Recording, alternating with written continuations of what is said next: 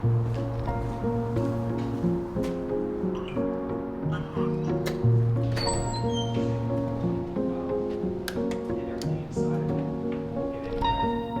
everyone, I'm Pete. I'm the director of Young Gun Studio.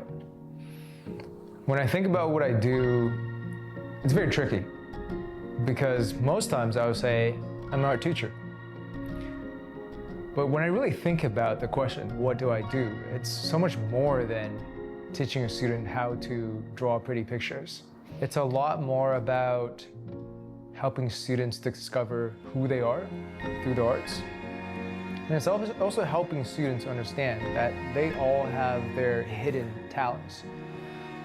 So when I really think about what I do, my job is to help these students understand their hidden talents and to transform these hidden talents into their superpowers and into skill sets that literally the world cannot ignore. I remember when I was a little kid, my sister, she's always considered in the family to be the more talented artist. But I remember watching tons of Disney movies with my family, and I was just so mesmerized. There are these magicians, these wizards, that are able to create these worlds that are so much more interesting, more playful. We moved from Taiwan to Vancouver when I was 9 years old. And I remember being transported and being unrooted from a place that I call home, and a place of familiarity, and it's family, right? And all of a sudden going, what? Where am I? And I spoke zero, like literally, I can tell you, zero, not even yes and no. There was no English in me. I went to school. It was an elementary school called Holly Elementary. I remember so vividly sitting down. I was so scared because everyone looked so different. I was desperately looking for an Asian face. And then I tried to go up to that Asian kid and I tried to speak Mandarin to him. And he spoke English back to me. I was like, what? How? So I just began drawing because I had really nothing else to do. And really, really quickly, my classmates began seeing my drawings of Goku, of Vegeta, right? Of all these different characters. And they all flocked to me. That became my language. I wanted to be different. And I realized that it's through the arts that I can be different.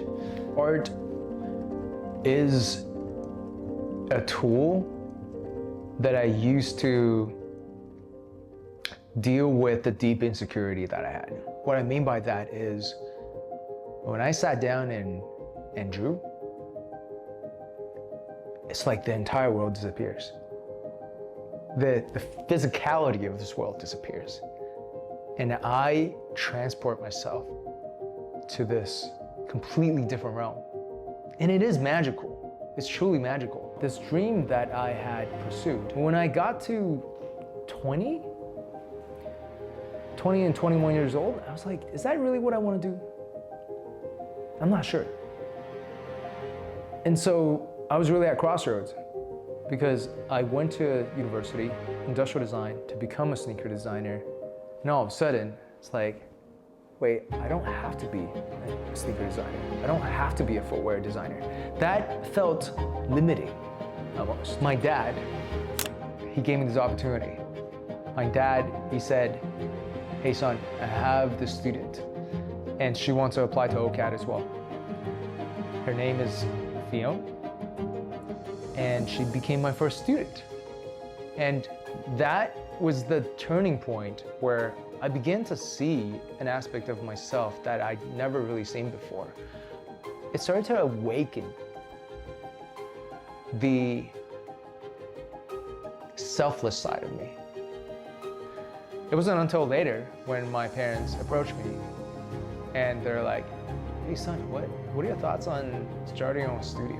Because I was so young, and I was like, well, why not? So lo and behold, after I graduated, I opened studio doors. Art, there's no right answer. And I love what that does to the human mind. I love what that does to a student, because then a student can exercise that. I am not here teaching a student how to draw a pretty picture. The kid is actually practicing to embrace the uncertainty, to embrace the unknown, and to engage in this holistic thinking where your left and your right brain are working together, you're synthesizing all these things, and you're just plodding forward. And every kid has that greatness in them, every single kid. And that's why 17 years later, man, it is literally one of the toughest things that career-wise that anyone can imagine, but oh, it is so rewarding. So difficult, but I wouldn't trade it for the world.